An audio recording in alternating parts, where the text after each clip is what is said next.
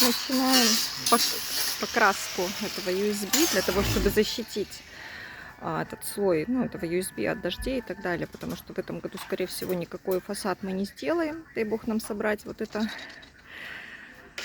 саму вот эту там, пристройку и плюс внутрянку сделать, утеплить и так далее. Поэтому вот сейчас приняли решение покрасить этот USB для того, чтобы не бояться дождей и так далее, чтобы она не раскрошилась, короче, это просто вот.